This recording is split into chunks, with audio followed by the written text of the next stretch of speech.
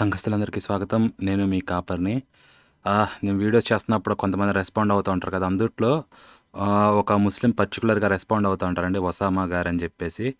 Well కొంచెం అప్పుడప్పుడు కటువుగా మాట్లాడినా గానీ ఎప్పుడు ఆహ్, అమర్యాదగా మాట్లాడడం లేదు నాతోటి ఎనీహౌ. సో, ఆయన అడిగిన క్వెషన్స్‌కి నేను కొంచెం లేట్ అయింది. బట్ ఆయన మళ్ళీ రెస్పాన్స్ అడిగారు కాబట్టి రెస్పాండ్ అవ్వండి అని చెప్పేసి అవుతున్నాను. సో, ఇంటర్ప్రిటేషన్ అండి ఎదుటి వాళ్ళకి ఒక స్టాండర్డ్ తోటి, ఈయనకి ఇంకొక స్టాండర్డ్ తోటి చూసుకుంటున్నాడనమాట. బట్ అయినా గానీ క్వెషన్స్ అడిగాడు గాబట్టి దానికి ఆన్సర్ ఇవ్వడం అనేది నా రెస్పాన్స్ అనమాట. నా రెస్పాన్సిబిలిటీ అనుకోండి ఏదన్నా గూడా. సో, దాని గురించి నేను ఆన్సర్ ఇస్తున్నాను. అయితే ఈయన ఒకటి గాదు అనేకమైన క్వెషన్స్ అడిగాడు. వివిధ అంశాల గురించి అడిగారనమాట. అయితే ఇంతకుముందు నేను ఇది యూదులు, యాదవులు అని చెప్పేసి నాకు చాలా డౌట్ ఉంది. ఇందుట్లో అనేకమైన సందేహాలను కలిగిస్తుందని చెప్పేసి దాని రీజన్స్‌ని వీటన్నిటిని పెడతా ఒక లైవ్ చేశాననమాట. బట్ ఇదేంటంటే ఇదంతా మీ ఇంటర్ప్రిటేషన్ అండి. దీనికి ఎటువంటి వ్యాలిడిటీ లేదనే లెక్కన మాట్లాడతా చాలా క్వెషన్స్ ఏశారనమాట. ఇంట్రెస్టింగ్ ఏంటంటే ఇలాంటి వ్యాలిడిటీ ఇది అంటున్నారు గదా! కానీ ఖురాన్ మాత్రం దైవ గ్రంథం అని చెప్పేసి డిక్లేర్ చేస్తున్నారనమాట. ఓకే.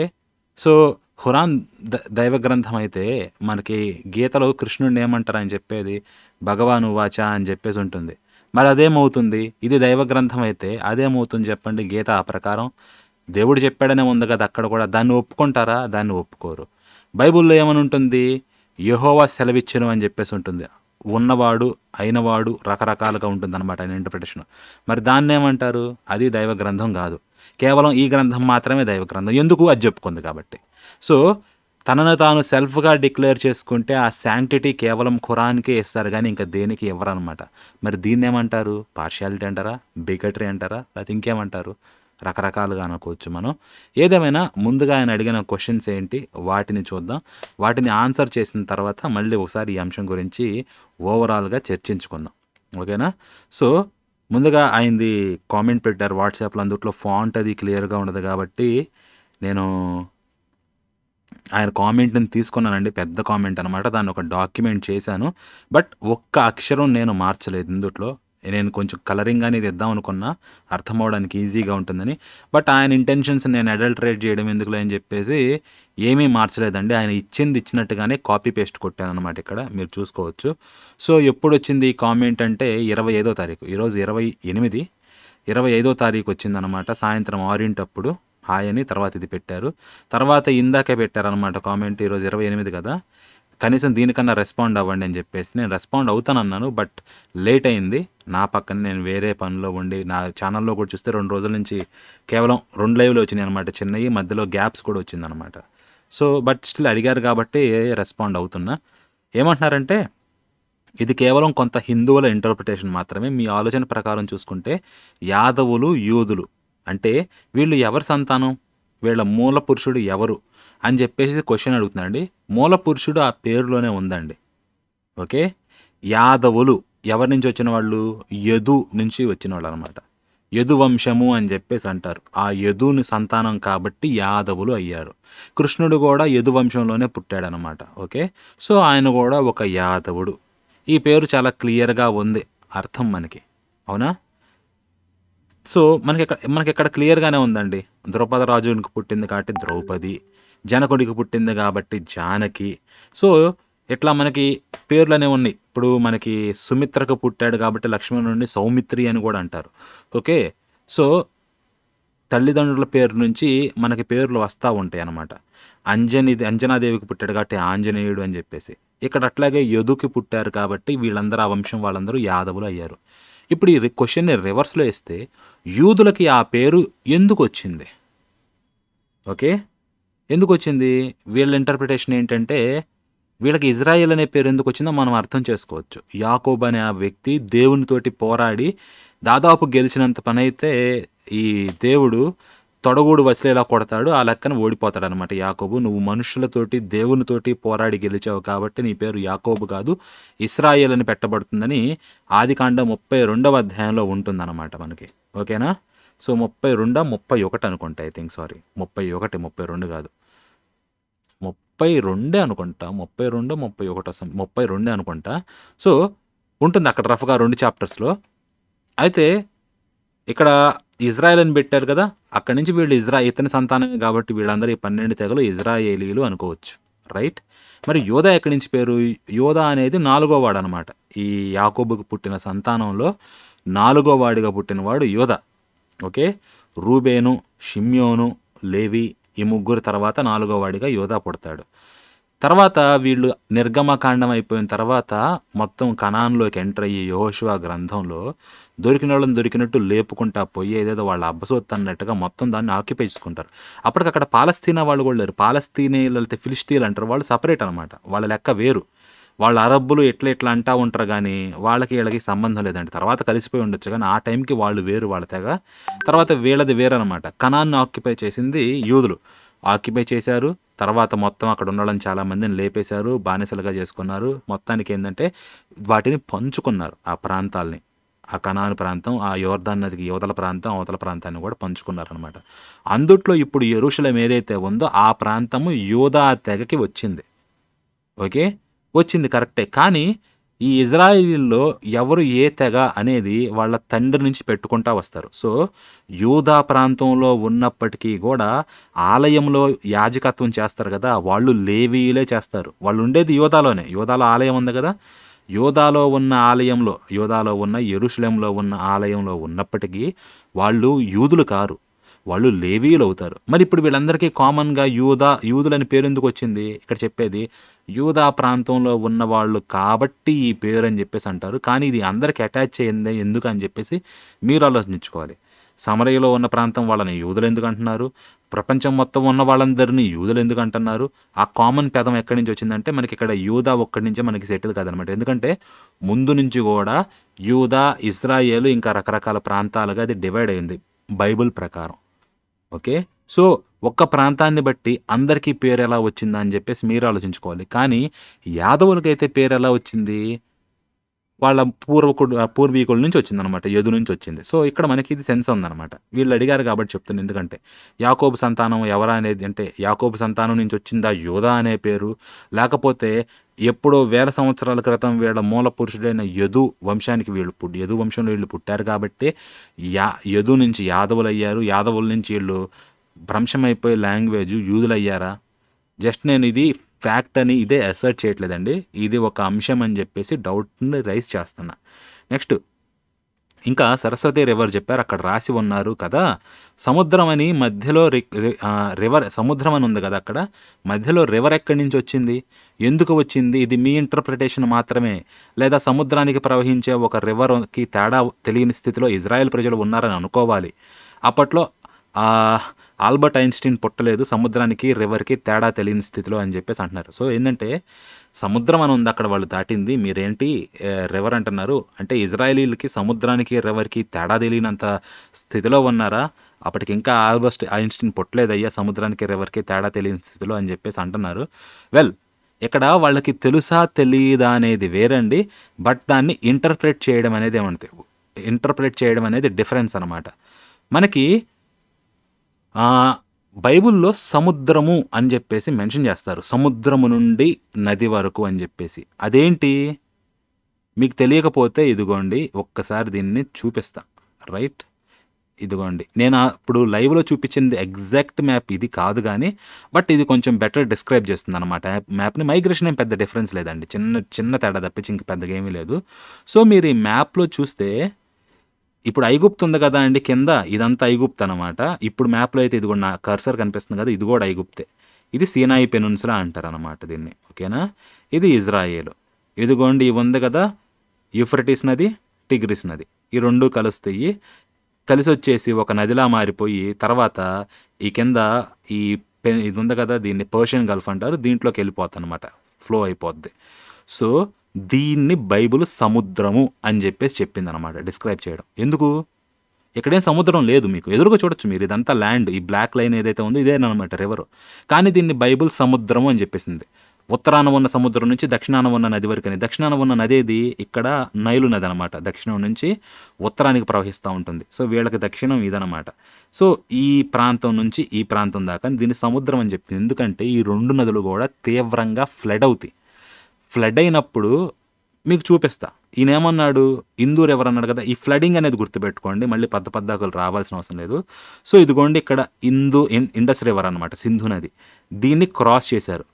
అక్కడ నేను చూపించినప్పుడు ఏంటంటే ఈ షార్ట్ రూట్ ఉంది కదా, ఇది క్రాస్ చేసి ఉండొచ్చు, లేకపోతే ఇట్లా రివర్ పక్కనే ట్రావెల్ అయ్యి ఇక్కడ రివర్ని దాటి ఇక్కడ ఖైబర్ పాస్ దాకా వెళ్ళి ఇక్కడ ఖైబర్ పాస్లో దీన్ని దాటేసి ఈ మౌంటైన్ రీజన్ కానీ ఇదంతా వీళ్ళు ఇటు నుంచి ట్రావెలే రావాలి, ఎందుకంటే ఇక్కడి నుంచి ఇక్కడికి వెళ్ళడానికి కష్టం. మనకు అప్పుడు లైవ్లో హైందవుడు గారు చెప్పారు. సో ఆ ప్రకారం తీసుకుంటే ఈ ఇండస్ రివర్ని ఇట్లా దాటారు అనుకుంటే మీకు ఇంకోటి చూపిస్తా. ఇది సింధు నది పరివాహక ప్రాంతం అనమాట. పైన ఈ నార్త్లో ఇట్లా ఈ అనేక రకాల పాయలన్నీ కూడా కలిసి కలిసి చివరాఖరికి మెయిన్ రివర్గా ఇట్లా స్టేబుల్ అవుతుంది. వీళ్ళు ఇక్కడ దాటాలి అంటే దాటిన తర్వాత ఇక్కడి నుంచి వెళ్ళడం కష్టం అన్నమాట ఈ షార్ట్ రూట్లో. సో వాళ్ళు ఏం చేశారు, ఇక్కడ దాకా వచ్చి ఇక్కడ ఈ నదిని దాటి ఇక్కడి నుంచి పైన ఈ ఖైబర్ పాస్ దాకా వెళ్ళి ఇక్కడ ఈ ఖైబర్ పాస్లో నుంచి ఇటు క్రాస్ అయ్యారని చెప్పేసి అది లాంగ్ రూట్ అనమాట. ఆ లాంగ్ రూట్లో ట్రావెల్ చేశారని. సో ఇప్పుడు మీరు అనొచ్చు, అక్కడ నదని చెప్పారు కానీ సముద్రం అని చెప్పలేదు కదా, సారీ బైబిల్లో సముద్రం అని చెప్పారు కానీ నదని చెప్పలేదు కదా, మీరు ఎందుకు నదిని చూపిస్తున్నారని చెప్పేసి. సో సింధు నదికి కూడా ఫ్లడ్స్ వస్తాయండి. ఓకే, ఇది ఎప్పుడు వస్తుంది, ఇదిగోండి రఫ్గా సింధు నది గనక ఫ్లడింగ్ వస్తే చూడండి, ఈ లైట్ బ్లూ కలర్లో ఉన్న ఈ సయాన్ కలర్లో ఉన్న ఏంటంటే లైట్ ఫ్లడింగ్ రీజన్స్ అనమాట, districts with minor flooding. Medium కలర్లో ఉంది ఈ కలర్ ఏంటంటే మేజర్ ఫ్లడింగ్ అనమాట. ఈ డార్క్ బ్లూ ఏదైతే ఉందో ఈ నదే కాకుండా నది పక్కన కూడా ఈ డార్క్ బ్లూ కలర్ ఇదిగోండి ఈ రీజన్ అనమాట. ఇవన్నీ కూడా టోటల్ ఫ్లడింగ్ అనమాట, కంప్లీట్లీ ఫ్లడెడ్ ఏరియాస్. ఈ ప్రాంతాలు కానీ ఇవన్నీ ఏవైతే ఉన్నాయో ఈ ప్రాంతాలన్నీ కూడా దాదాపు కంప్లీట్ ఫ్లడ్ అయిపోయినాయి. ఇక్కడంతా కూడా మేజర్ ఫ్లడింగ్ ఉంది వీటన్నిటిలో కూడా. సో అప్పట్లో వాళ్ళకి ఎందుకు ఒక సముద్రమేనమాట. మొన్న ఈ మధ్య మా ఊళ్ళో కూడా బాగా వర్షం పడింది, పోయినసారి తుఫాన్ వచ్చింది కదా, తుఫాన్ వచ్చినప్పుడు నేను పెట్టలేదు కానీ అంటే లొకేషన్ ఇబ్బంది అవుతుంది కానీ గుడి మీదకి ఎక్కి చూస్తే చుట్టుపక్కల పొలాలు ఉండేటి అండి. మొత్తం పొలాలు కనిపించలే, ఎక్కడ రోడ్డు ఉండేది, రోడ్డు కానీ ఇవేమీ కనిపించాలి, అక్కడక్కడ ఎలక్ట్రిక్ పోల్స్ కనిపిస్తున్నాయి అనమాట. వాటి బట్టి చెప్పగలిగాము ఎక్కడ ఉంది దారి ఎటు వెళ్తుందని చెప్పేసి. కంప్లీట్గా ఎటు చూసినా కూడా వాటరే. మేము వేరే ఊళ్ళకి వెళ్ళే రోడ్డు కూడా పక్కన కాలువలంతా పొలం అంతా కూడా ఫుల్గా ఫ్లడ్ అయిపోయి పొలాల్లో ఉన్న నీళ్లు రోడ్డును దాటొచ్చి పక్కన మెయిన్ కెనాల్ ఒకటి ఉంటుందన్నమాట, ఆ కెనాల్లోకి డ్రైన్ అయిపోతున్నాయి అనమాట. ఒక ఆయన పాపము ఒక రోజంతా ఆపారు పోలీసులు, అక్కడ ముళ్ళ మండలు ఇవన్నీ వేసి రోడ్డు క్రాసింగ్ చేయకుండా ఆపారు. కానీ ఒక ఆయన తర్వాత రోజు మా ఊళ్ళో కర్మ ఉందని చెప్పేసి దాన్ని అటెండ్ అవ్వడానికని వస్తా వేరే ఊరు నుంచి, ఎక్కువ ఫ్లో లేదులే తగ్గింది కదా అని చెప్పి బైక్ తోటి క్రాస్ అవుదాం అనుకుని బైక్ నీళ్ళలో కొట్టుకుపోయింది అనమాట. చిన్న ఎక్కువగా లేదు, అంతా మీరు గిలకల లోతు ఇంకొంచెం లోతే వస్తుంది అనమాట నీళ్లు, కాకపోతే ఫ్లో అంత ఎక్కువగా ఉంది, బైక్ను కూడా ఈడ్చుకెళ్ళిపోయింది, అది చనిపోయాడు అతను. ఫ్లడ్డింగ్ అనేది ఎట్లా ఉంటుందండి. మీరు ఓకే ఫ్లడ్డింగ్ గురించి చెప్తున్నా, ఇంతకీ దీనికి దానికి ఏంటి సంబంధం అని చెప్పేసి మీరు అడగొచ్చు. ఓకేనా, ఇప్పుడు ఇంకోటి చూడండి, ఇది ఐగుప్తు, ఇదిగో చెప్పాను కదా నైల్ నది, ఇది నైల్ డెల్టా రీజను. ఇక్కడ ఎర్ర సముద్రం అంటే ఇదండి. కాకపోతే మనకి వీళ్ళు ఇక్కడ దాట్ల ఈ సముద్రాన్ని దాటారన్నది కూడా లేదు. ఇక్కడ రెండు ఉన్నాయి కదా ఖాతాలు అని చెప్పేసి అంటారు, గల్ఫ్ ఆఫ్ సూయజ్ ఒకటి, గల్ఫ్ ఆఫ్ అకాబా ఒకటి. రెండు రకాల థీరీస్ ఉన్నాయి అన్నమాట. ఒకటి ఈ సూయజ్ గల్ఫ్ని దాటారు, లేదా అంటే సూయజ్ని గల్ఫ్ దాటొచ్చి సీనాయి పెనున్సులాలో సెటిల్ అయ్యారనమాట. ఎందుకంటే వాళ్ళకి మనకి సీనాయి కొండ అని ఒకటి ఉందన్నమాట, ఆ కొండ దగ్గరికి మనకి పాయింట్, ఆ కొండ ఎక్కడనేది రకరకాల డిబేట్స్ ఉన్నాయి. వీళ్ళు ఇదిగోండి ఈ కొండ పొజిషన్స్ ఎక్కడ ఉన్నాయి అంటే ఈ సీనాయి పెనున్సులా ఇవన్నీ కూడా మౌంట్ సీనాయి అయి ఉండొచ్చు అని చెప్పేసి అంటారు. ఓకే, తర్వాత లేదు ఇక్కడ తర్వాత ఈ అరేబియన్ పెనున్సులా ఏదైతే ఉందో వీటిల్లో కూడా ఉండొచ్చు అని చెప్పేసి ఇక్కడ కూడా అని చెప్పేసి చూపిస్తూ ఉంటారు. సో ఇక్కడికి రావాలి అంటే ఈ గల్ఫ్ ఆఫ్ అకాబాని దాటాలి, లేదు ఇక్కడికే రావాలి అనుకుంటే సూయజ్ని దాటితే సరిపోతుంది. రెండు రకాల థీరీస్ ఉన్నాయి అన్నమాట, అకాబాని దాటారు సూయజ్ని దాటారు అని చెప్పేసి, ఏదన్నా దాటి ఉండొచ్చు మనకి. ఓకే, కానీ ఇప్పుడు దీన్ని చూడండి, గల్ఫ్ ఆఫ్ అకాబా దీని విడ్త్ ఎంత 16 కిలోమీటర్లు. Okay, Gulf of Aqaba width ఎంత 16 కిలోమీటర్లు. సింధు నది విడ్త్ ఎంత, ఇది కొంచెం పెద్ద కూడా ఉండొచ్చు అండి. ఓకే, లెంగ్త్ ఎంత అంటే దీని 150 కిలోమీటర్లు, విడ్త్ ఎంత అంటే 16 కిలోమీటర్లు అనమాట. మరి సింధు నది ఈ విడ్త్ ఎంత, ఇదిగోండి 12 నుంచి 16 మైళ్ళు. దాదాపుగా గల్ఫ్ ఆఫ్ అకాబా ఎంత విడుతుంటుందో సింధు నది కూడా అలానే విడుతుంటుందన్నమాట, చిన్న చిన్న మౌంటైనస్ రీజియన్స్ తప్పించి మెయిన్ ప్రాంతం చూసుకుంటే. సో కిందంతా కూడా బాగా ఉధృతిగా, పైన చిన్న చిన్న పాయలన్నీ పోయి మెయిన్ రివర్ సెటిల్ అవుతుంది కాబట్టి వాళ్ళు ఎక్కడైతే దాటారో 12 మైళ్ళు అన్నారు, తక్కువలో తక్కువ వేసుకున్న 12 కిలోమీటర్లు బాగా వెడల్పైంది. మీకు తెలుసు విజయవాడ కృష్ణా నదే ఎంత వెడల్పు అని చెప్పేసి, ట్రైన్ తోటి వెళ్ళాలంటే ఎంతసేపు పడుతుంది అని చెప్పేసి. సో గోదావరి ఇంకా వెడల్పు అనమాట, గోదావరి నది. మరి సింధు నది పెద్ద రివర్ ఇది. సో వాళ్ళ ప్రకారం ఇది సముద్రం లాగానే అనిపించుండొచ్చు. వాళ్ళు బైబుల్లో కూడా ఆ మెసోపొటామియా రీజన్, మెసోపొటామియా అంటే 2 నదుల మధ్యన ఉన్న ప్రాంతం అనమాట, దాని అర్థం లిటరల్ ట్రాన్స్లేషన్.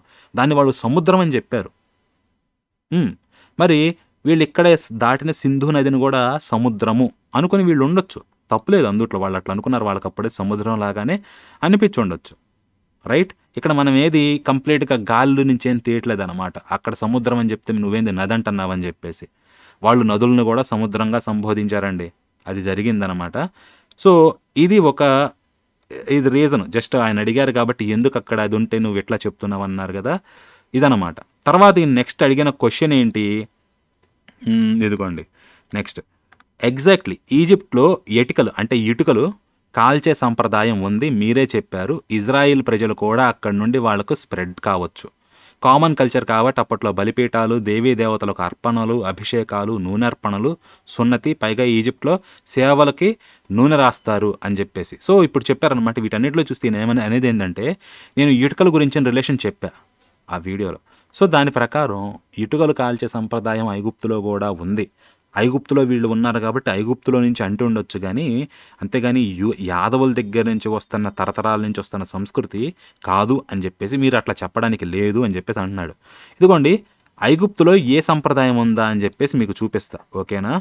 ఐగుప్తులో ఏ సంప్రదాయం ఉందయ్యా అంటే ఇటుకల సంప్రదాయం ఇదిగోండి ఉంది, మీకు చూపిస్తున్నాను. ఐగుప్తులో ఏ ఇటుకలు చేస్తారండి? ఎస్, అవును, ఏన్షియంట్ ఈజిప్షియన్స్, ప్రాచీన ఐగుప్తీయులు used mud bricks made from mud and straw to build houses. Mud bricks అంటే మట్టి ఇటుకలు, స్ట్రా అంటే గడ్డి, వీటితోటి ఇళ్లను, ప్యాలెస్లు, కోటలను, టెంపుల్స్ను, సమాధులను వీటిని కట్టడానికి వాడేవాళ్ళు అనమాట. ఈ బ్రిక్ ఇండస్ట్రీ అనేది చాలా పాతది. కాకపోతే ఏ టైప్ ఆఫ్ బ్రిక్ అనేది చూడండి, బర్న్ట్ బ్రిక్స్ కాదు ఇది, ఇవి మడ్ బ్రిక్స్ అనమాట. తర్వాత మీరు ఇంకా చూస్తే due to the స్కేసిటీ of would, చెక్క లేకపోతే కలప ఇది బాగా తక్కువగా ఉంటుంది కాబట్టి అక్కడ ఎవరైతే ఉన్నారో వాళ్ళు ప్రధానంగా దేన్ని వాడేవాళ్ళు బిల్డింగ్ మెటీరియల్స్కి, okay, sun baked mud brick and stone. అయితే సున్నపురాళ్ళు ఇవన్నీ ఉంటాయి కదా, వాటిని వాడేవాళ్ళు. లేదా సన్ బేక్డ్ అంటే బురదని, నైల్ నది బురద ఉంది కదా, బురదని తీసుకొచ్చి కొంచెం గడ్డి కలిపేసి, తర్వాత గడ్డి ఏంటంటే బురద జారిపోకుండా పట్టుంచిద్ది అనమాట, కొంచెం ఇసుగు కూడా కలుపుతారు. వీటిని కలిపి ఇటుక షేపుల్లో చేసి ఎండబెడతారనమాట. మనకి బయట ఎట్లా సిమెంట్ టైల్స్ కానీ వేసేటప్పుడు ఎట్లా ఎండబెడతారు, అట్లాగా ఇక్కడ ఏంటంటే మనకి గ్రావెలు, శాండ్ ఇదంతా బైండింగ్గా ఉంచుతుంది. సిమెంట్ ఏంటంటే హార్డనింగ్ అనమాట. ఇట్లా బయట సిమెంట్ స్టోన్స్ కానీ ఇవన్నీ తయారు చేస్తుంటారు. అట్లా వీళ్ళు మడ్ బ్రిక్స్ చేసేవాళ్ళు. వీళ్ళు ఇక్కడ కాల్చడం లేదు, సన్ బేక్డ్ అంటే ఎండలో పెడతారు, ఎండుతాయి. యూదులతోటి గొడవ ఏంటి, యూదులకి గడ్డి ఇష్యూ అనమాట. వాళ్ళ గడ్డిని వాళ్ళనే తెచ్చుకోమన్నాడు, ఎందుకంటే యూదులు కాల్చుతారు. ఇది ఇంకా రీసెర్చ్ చేయాల్సిందండి, నాకు వచ్చిన డౌట్ చెప్తున్నా మీకు, ఆలోచించండి మీరు కూడా. యూదులు కాల్చుతారు కాబట్టి కాల్చాలి అంటే ఎక్కువ గడ్డి కావాలి, కలపడానికి అవసరం లేదు ఎక్కువ, ఓకే. సో అందుకని చెప్పేసి మేము కలుపుకుంటుంటే గడ్డి కొద్దిగా మీరు ఎంత గడ్డిని తీసుకెళ్ళి తగలబెడుతున్నారు, మేతకు కూడా పనికి రాకుండా ఇటుకలు కాల్చుకోవడానికి అని చెప్పేసి. కాలిస్తే గట్టిగా ఉంటుంది ఇటుక. సో ఈ ఇష్యూ నేను చెప్పా, ఐగుప్తులో ఉందండి, కాకపోతే అక్కడ బేకింగ్ ఉందన్నమాట. అంటే సన్ బేకింగ్ ఉంది, అంతేగాని బర్నింగ్ లేదు. ఇది ఒక అంశం, ఇది నేను చెప్పింది అక్కడ ఆయనతోటి. సో ఇంకా ఆయన ఏమన్నాడు తర్వాత మళ్ళీ, ఇదిగోండి. సో ఇటుకల సమాధానం చెప్పారు. ఇంకా ఇజ్రాయెల్ ప్రజలు కూడా అక్కడి నుంచే వాళ్ళకి స్ప్రెడ్ అయ్యి ఉండొచ్చు అంటే అయ్యి ఉండొచ్చు, కాకపోతే బర్నింగ్ బ్రిక్స్ అనేది అయ్యిందా లేదనేది వేరే అంశం అవుతుంది కంప్లీట్గా. ఇంకా కామన్ కల్చర్ కాబట్టి అప్పట్లో బలిపీఠాలు, దేవీ దేవతలకు అర్పణలు కానీ ఇవన్నీ చేసి ఉండొచ్చు అంటే చేసి ఉండొచ్చండి. కానీ ఐగుప్తులో దూడల్ని వీటిని బలివ్వడం అనేది లేదు, వాళ్ళకి అది హోలీ అక్కడ. అందుకే వీళ్ళు బయటకు తీసుకెళ్తామని చెప్పేసి అంటారు. ఎందుకు ఐగుప్తులో మేము బయటకు వెళ్ళి ఇచ్చుకోవాలి మా బొల్లు అని చెప్పి, ఎందుకంటే ఐగుప్తులో దూడని బలిస్తే తంతరం అనమాట పట్టుకొని. బట్ ఇంట్రెస్టింగ్ ఏంటంటే వీళ్ళు దూడనే పూజించారు. ఇప్పుడు ఒక కన్ఫ్లిక్ట్ వస్తుంది, వీళ్ళు యాదవులు అయితే యాదవులకి ఆవులు ఇవన్నీ పూజనీయం కదా, మరి వాటిని ఎందుకు బలిస్తున్నారు అంటే అదేనండి, విగ్రహారాధన చేసేవాళ్ళు అల్టిమేట్లీ విగ్రహారాధనకి వ్యతిరేకులయ్యారు. మీరు బైబిల్ ప్రకారం చూసినా కూడా వీళ్ళు ముందు నుంచి విగ్రహారాధన చేస్తూ ఉన్నవాళ్ళే. అబ్రహాం వంశం కానివ్వండి, ఎవరన్నా కూడా తీసుకోండి, వాళ్ళలో నుంచి విగ్రహారాధనకి వ్యతిరేకత పుట్టుకొచ్చింది. విగ్రహారాధనకి వ్యతిరేకత నుంచి విగ్రహారాధన రావడం కాదు, విగ్రహారాధనలో నుంచి విగ్రహారాధనకి వ్యతిరేకత వచ్చిందనమాట పుట్టుకొని. అలాగే వీళ్ళు తర్వాత గో పూజ నుంచి కానివ్వండి వీటి నుంచి నిదానంగా జారిపోయి తర్వాత దానికి కంప్లీట్గా వ్యతిరేకం అయ్యి కూడా ఉండొచ్చు. నాకు తెలియదు, దీని వెనకాల నాకు ఆధారం లేదు. బట్ దీని మీద ఆలోచిస్తున్నాను అనమాట ఇంకా ఏంటని చెప్పేసి. సో అభిషేకాలు నూనెర్పణలు అంటే వాళ్ళకి లేవండి ఐగుప్తులు అభిషేకాలు, ఈ స్తంభాల మీద వీటి మీద నూనెర్పణలు నాకు తెలిసినంత వరకు. ఈయన ఎక్కడన్నా ఉంటే, అందుకే ఒసామా గారు మిమ్మల్ని అడుగుతున్నాను, మీరు దయచేసి మీ ఆధారాలు వీటిని తీసుకొని ఒకసారి మీరు ఒక లైవ్కి రండి, మీతోటి మాట్లాడాలన్నమాట. మీరేం చూపిస్తారు, ఆధారాలు ఏంటి అని చెప్పేసి. ఇదంతా వన్ సైడెడ్గా ఉందన్నమాట. ఓకే, ఆధారాలు మీరు కూడా తీసుకొని వస్తే అప్పుడు మనం ఇంకా డీప్గా చర్చించవచ్చు అనమాట. తర్వాత అప్పట్లో చూడడానికి హిందూ సింబల్స్గా ఉంది, మనది అంటే మనదే అంటే కుదరదు. అంటే జామెట్రిక్ సింబల్ అన్నాను కదా, ఇజ్రాయెల్ ఫ్లాగ్ మీద ఉంటుంది స్టార్ ఆఫ్ డేవిడ్ అనేది 6 pointed star. So geometric symbol అన్నాను, అది ఉందంత మాత్రం హిందూ సింబల్ అంటే నేను అనలేదండి. Star of David Hindu symbol అని చెప్పేసి నేను ఎక్కడా అనలేదు. అది ఒక జామెట్రిక్ సింబల్ అన్నాను కానీ అది హిందూ సింబల్ అని నేను అనలా. అంటే పొరపాటున అది కరెక్ట్ చేసుకుంటున్నాను మళ్ళీ. ఓకే, ఎవిడెన్స్ పెట్టాలంటున్నారు, లేదండి నేను ట్రెడిషన్ని పోల్చా, సింబల్ని కాదు పోల్చింది. సింబల్ని ఓకే మీరు మాట్లాడాలనుకుంటే మనకి యజ్ఞవాటికలు కానీ వీటి నక్షత్రాల్లో 6 పాయింటెడ్ స్టార్లో ఉండేది మనకు ఆల్రెడీ ఉన్నాయి. 2 త్రిభుజాలు, ఒకటి పైకి ఉంటుంది ఇంకోటి కింద వైపు ఫేస్ చేస్తుంది. మనకి రకరకాల షేప్స్ ఉన్నాయన్నమాట. ఇది ఒకటే కాదు, అనేక రకాల షేప్లో యజ్ఞకొండాలు కానీ ఇవన్నీ ఉన్నాయి మనకి డిజైన్ చేయడం ఎట్లాగని చెప్పేసి. వాటిల్లో ఒక షేప్ ఇది కూడా ఉండొచ్చు. మనం బయట రకరకాలుగా చూస్తాం, కానీ అదే ఇక్కడికి వచ్చిందంటే నాకు తెలియదు. సో నేను దాన్ని అసెప్ట్ చేయలే. పొరపాటు మీరు అలా అనుకుంటే నాది కాదండి తప్పు. ఎవిడెన్స్ అంటే ఆ పరంగా ఎవిడెన్స్ తీయాల్సింది ఉంది కానీ ఒక ముక్కు మీద కమ్మ అనేది మాత్రం కామన్గా కనిపిస్తుంది. యూదులకు అది ఎక్కడి నుంచి వచ్చింది ఆచారం అని చెప్పేసి మనం ఆలోచించాలన్నమాట. నెక్స్ట్ జెనెటిక్స్ అన్నారు. Middle east, central of Asia, ఆఫ్రికాలో కూడా వస్తాయి. మీరు ఇండియాని పిన్ పాయింట్ చేసి మాట్లాడకండి, జామెట్రీ సింబల్ భారతదేశానికి పరిమితం కాదు కదా అని చెప్పేసి అన్నారు. అవునండి, ఇది భారతదేశానికి పరిమితం కాదు. అయితే ఈయన ఏమంటున్నాడంటే పరిమితం కాదు, అంతేకాదు 4 ఖండాల్లో ఉన్నాయి, భారతదేశంలోనే పుట్టలేదు కదా, మీ వైపు ఎందుకు పట్టుకొని మాట్లాడుతున్నారని చెప్పేసి అన్నారు. ఎగ్జాక్ట్లీ ఇదేనండి, ఒకవైపు పట్టుకోవడం అనే కాదు, ఇక్కడి నుంచి వెళ్ళినప్పుడు కామన్ పాయింట్స్ ఏమున్నాయా అని చెప్పి అన్నీ పరిశీలిస్తున్నాం. ఇక్కడి నుంచి వెళ్ళారు అన్నప్పుడు జెనెటిక్స్ కూడా మ్యాచ్ అవ్వాలి కదా ఆబ్వియస్లీ. తర్వాత ఒకవేళ మిమ్మల్ని చెప్పకపోతే మీరే ఆ క్వశ్చన్ వేస్తారు, అరే మీరు వెళ్ళారంటున్నారు, మరి యూదులు నిజంగానే యాదవులు అయ్యుంటే వాళ్ళు ఇక్కడికి వచ్చుంటే వాళ్ళ జెనెటిక్స్ కానీ ఇవన్నీ మీరు పరిశీలిస్తే అవి అట్లు ఇండియన్ యాన్సెస్ట్రీ ఉంటుందా అని చెప్పి మీరు ఆబ్వియస్లీ క్వశ్చన్ వేస్తారు. అంతే కదా, అవి కూడా మ్యాచ్ అవ్వాలి, దాని ప్రకారం కూడా మ్యాచ్ అవుతున్నాయి అని చెప్పేసి చెప్పాం. అదొక్కటే సరిపోదు. ఇండియన్ యాన్సెస్ట్రీ కానీ ఇదంతా ఈ R2 హ్యాప్లో గ్రూప్ మీద కలిసేది కానీ ఇదంతా రకరకాల జనాలకు ఉంది. వాళ్ళల్లో వీళ్ళు వస్తారు. కామన్ యాన్సెస్ట్రీ ఎక్కడికంటే మీరు అన్నట్టు ఆఫ్రికానా లేకపోతే ఇండియానా. ఇప్పుడు 2 థియరీలు ఉన్నాయి, అవుట్ ఆఫ్ ఆఫ్రికా అని అవుట్ ఆఫ్ ఇండియా అని చెప్పేసి ఇవి కూడా ఉన్నాయి అనమాట. ఆ డెప్త్కి వెళ్ళాల్సిన అవసరంలా కామన్ పాయింట్ ఉంది అంటున్నా. లేకపోతే ఇక్కడితోటి డిబేట్ ఎండ్ అవుతుంది.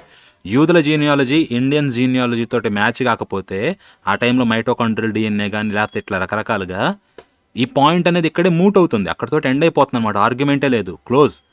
మ్యాచ్ అవుతుంది కాబట్టి ఫర్దర్ ప్రొసీడ్ అవుతుంది. నేను ఇది ఒకటే అంటల్లా, ఇండియాకి ఎందుకు అసోసియేట్ చేస్తున్నానంటే ఇండియాతోటి అసోసియేట్ అయిన అనేక పాయింట్ల్లో ఇది ఒకటి అని చెప్తున్నా నేను.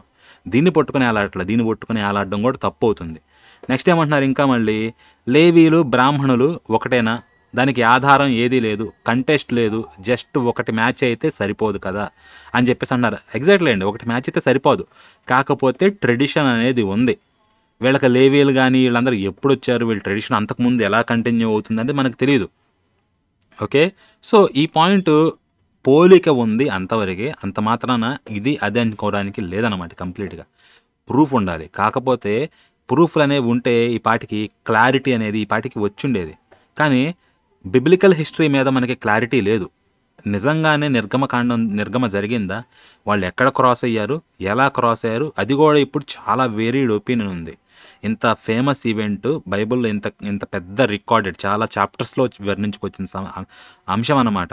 ఏమైంది లేదు, దాదాపుగా 30 లక్షలు దాకా ఉంటారు అనమాట వాళ్ళు. నిర్గమ బయటకు వచ్చిన క్యాలిక్యులేషన్స్ని బట్టి చూస్తే ఎంతమంది వచ్చారా అని చెప్పి 20 నుంచి 60 ఏళ్ల మధ్యలో ఉన్న వాళ్ళు 6 లక్షల మంది ఉన్నారు మగవాళ్ళు. ఈక్వల్ అమౌంట్లో స్త్రీలు ఉంటారు అనుకుందాం 12 లక్షలు. ఆ ఏజ్ కన్నా ఎక్కువ ఉన్నోళ్ళు ఉంటారు, ఆ ఏజ్ కన్నా తక్కువ ఉన్నోళ్ళు ఉంటారు. స్త్రీలు ఇంకా ఎక్కువే ఉంటారు ఒక రకంగా చెప్పాలంటే. అప్పట్లో రేషియో ఎలా ఉండిద్దంటే ఒక్కొక్క మగాడికి 2-3 పెళ్ళాలు ఉంటారనమాట ఈజీగా. సో ఆ ప్రకారం చూసుకుంటే 1:2 వేసుకున్నా కానీ 6 లక్షల మగాళ్ళకి 12 లక్షల మంది ఆడోళ్ళు ఉంటారు, 18 లక్షలు. దీనికన్నా కింద పిల్లలు ఉంటారా? ఇప్పుడు ఒక్కొక్క స్త్రీ ఒకళ్ళని ఇద్దరినన్నా కంటుంది కదా కనీసం దాదాపుగా. యావరేజ్గా వేసుకుంటే, యావరేజ్ నేను అనేది. ఆ ప్రకారం వేసుకుంటే ఎంతమంది స్త్రీలు ఉన్నారో వాళ్ళకి డబల్ పిల్లలు ఉంటారు. ఇక్కడే మనకి 30 లక్షల పైన తేలుతుంది.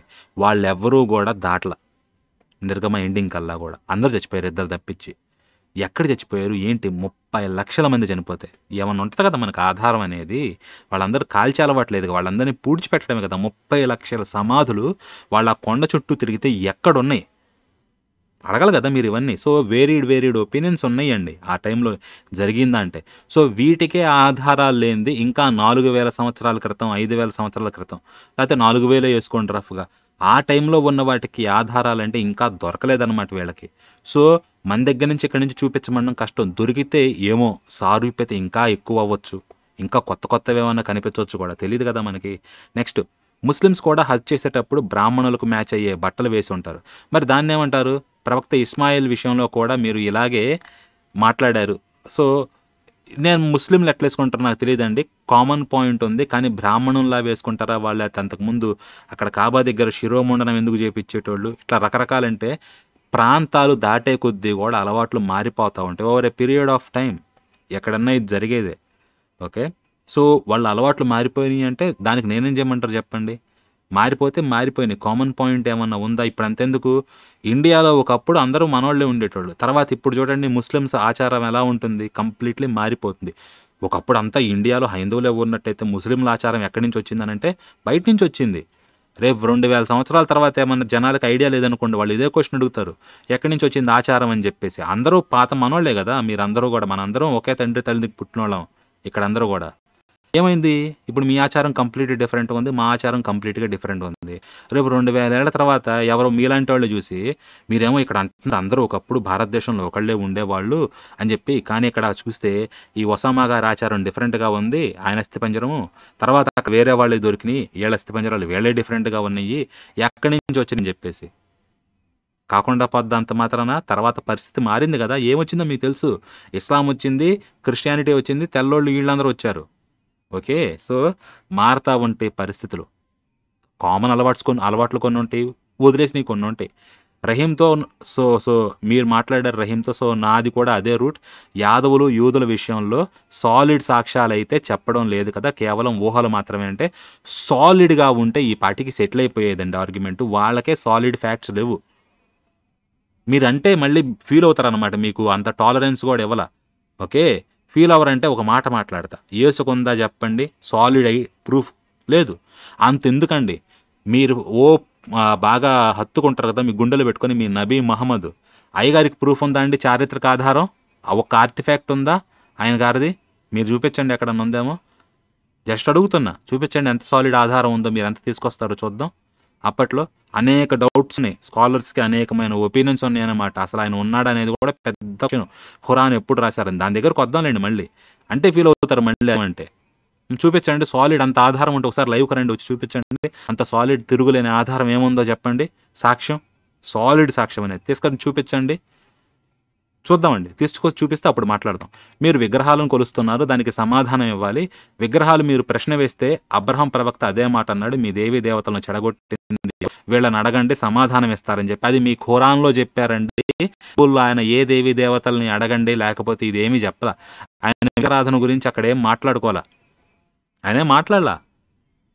అబ్రహాం దగ్గర బైబిల్ అనేది సైలెంట్గా ఉంది, విగ్రహారాధన మీద లేదు, ఎక్కడ కూడా మాట్లాడలేదు. తర్వాత యాకోబ్ దగ్గరకు వచ్చినప్పుడేనమాట తర్వాత అన్ని విగ్రహాలన్నిటి వేసింది అంతే, అంతకుముందు లేదు విగ్రహారాధన మీద. కావాలంటే మీరు చూసుకోండి, అబ్రహాం గురించి విగ్రహారాధన వీటి గురించి, లేకపోతే నోవహ్ టైంలోనే విగ్రహారాధన మీద వ్యాఖ్య అనేది ఖురాన్లో చేశారు, బైబిల్లో లేదు. కాకపోతే దానిలో ఉంటే సరిపోతుంది కాబట్టి మీకు చెల్లుతుందేమో, కానీ మిగతా వాళ్ళకి చెల్లదుగా, అదనమాట. సో మీరు దాన్ని ఒప్పుకుంటారేమో అథారిటీగా, మేము ఒప్పుకుంటాం. ఓకే, సో అది. నెక్స్ట్ ఏమన్నాడంటే అల్లాహ్ సమాధానం ఇస్తాడు కాబట్టే కదా అక్కడ ప్రవక్త పారపర్యం ఉంది అని చెప్పి. ఏమోనండి, ఇప్పుడు అడగండి ఇస్తాడా సమాధానం? ఆ విగ్రహాలను అడిగితే అడగండి అంటే అబ్రహాం విగ్రహాలను అడగండి అయ్యే మీకు సమాధానం ఇస్తాయి అని చెప్పి. ఇప్పుడు నేను కూడా అడుగు అల్లాని అడగండి అల్లానే సమాధానం ఇస్తాడండి. మీకు వచ్చిస్తాడండి ఒసామా గారు సమాధానం? ఎందుకండి అప్పట్లో అయితే మోసం చేశారు జనాలని, ఇప్పుడు మోసం చేద్దామంటే ఎట్లా కుదురుతుంది చెప్పండి. అప్పట్లో కూడా ఇదేనండి. ఖురాన్ సంగతి ఎట్టుందో తెలియదు కానీ వీళ్ళు మావాడు సమాధానం ఇస్తారంటే మావాళ్ళు ఇచ్చారండి సమాధానం అనేక మందికి అనేక రూపాల్లో అనేక రకాలుగా. ఇవ్వకుండా ఏం లేదు.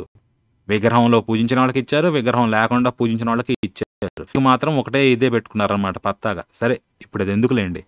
లేకపోతే ఇదేనండి, ఈ ఒకప్పుడు తీసుకొచ్చేటోళ్ళు విగ్రహాన్ని తెచ్చేటోళ్ళు, చెక్కని తెచ్చేటోళ్ళు, రెండిళ్ళల్లో వేసేటోళ్ళు. విగ్రహం మునిగిపోయేది, చెక్కదేలేదు. చూసాడా మా వాడు నీళ్ల మీద నడిచిన దేవుడు, మీ విగ్రహాలు నడవలేవు అని చెప్పి. తెలివి మరి అదే. రెండింటిని తీసుకెళ్ళి నిప్పులైతే తెలిసేదనమాట. మా వాడు నిప్పులో కాలని దేవుడు, మీ వాడు బూడిదైపోయిన దేవుడు అని చెప్పి. అంటే ఎట్టుండేది? ఇదే అలాంటి 2 రకాలుగా వెళ్తాయి. ఇట్లాంటివి పట్టుకొని సంవత్సరాలు మోసం చేశారు. బట్ ఇప్పుడు చల్లదు కదా, కాలం మారిందండి ఒసామా గారు, మీరు అర్థం చేసుకోవాలి. నెక్స్ట్ వాళ్ళు అల్లాహ్ తరపు నుంచి మాట్లాడుతున్నారు. దేవుడి మాట ప్రవక్త నోట మోసే పలకలు ఎక్కడికి పోలేదు, అక్కడే ఉన్నాయని మీకు ముందుకు వెళ్తాయి. అవునా? ఎక్కడున్నాయండి పలకలు? ఉన్నాయా మోసేవి? మోసే అప్పుడు ఈ ధర్మశాస్త్రాన్ని అనేక రాళ్ల మీద చెక్కిచ్చాడండి. అవి ఇంకా ఉన్నాయి ఇక్కడే అని చెప్పేసి తర్వాత కూడా ఎఫర్మేషన్ వస్తుంది.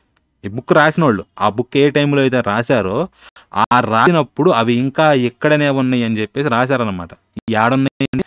ఒక్క రాయి చూపించగలరా? పలకలు కాదు నేనండి, మోసే తర్వాత చెక్కిచ్చిన ధర్మశాస్త్రం. పలకలంటే 2 పలకలే, ఎటన్నా పోయి ఉండొచ్చు. మందసానికే దిక్కు లేదు, ఇంకా పలకలకి ఏమొచ్చు చెప్పండి? మందసంలో మా గిన్నె, చిగురించిన రాడ్డు, లేకపోతే పలకలు కానీ ఇంకేమన్నా ఉన్నాయా? లేదు కదా, మందసానికే దిక్కు లేదు. అందుకే నేను పెద్ద టార్గెట్ ఇస్తుంది. ధర్మశాస్త్రాన్ని చెక్కిచ్చాడు కదా ఆ రాళ్ళు. ఒక్క రాయి ఉందా?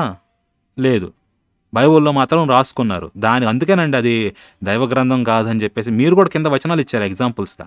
ఓకే, వద్దాం దాని దగ్గర కూడా. నెక్స్ట్ సో మీరు ఇంకా ముందుకు వెళ్తే మోషే కూడా చెప్పేశాడు, ఎవరైతే దేవుడు ఆవుని ఆరాధించారో వారిని అక్కడ బైబుల్లో ఉంది, ఇక్కడ లేదంటే ఎలా? బైబుల్ ఖురాన్ ఒకటి కాదు కదా, ఖురాన్ అంటే దైవ గ్రంథం. చూసారా, మిగతా వాళ్ళకి మాత్రం సాక్ష్యాలు సరిపోవు, సాలిడ్గా ఉండాలి అంటే. మరి ఇక్కడ మాత్రం ఎటువంటి సాక్ష్యము లేకుండా, ఎటువంటి సాలిడ్ ప్రూఫ్ లేకుండా ఖురాన్ అంటే దైవ గ్రంథం అని చెప్పేసి అన్నారు. మేబీ మీనింగ్ ఇది అయి ఉండొచ్చు. అయితే నేను అప్పుడు కాదనలేను. ఖురాన్ అంటే లిటరల్గా దైవ గ్రంథం అనే మీనింగ్ వస్తే అది నేను కాదనలేనండి.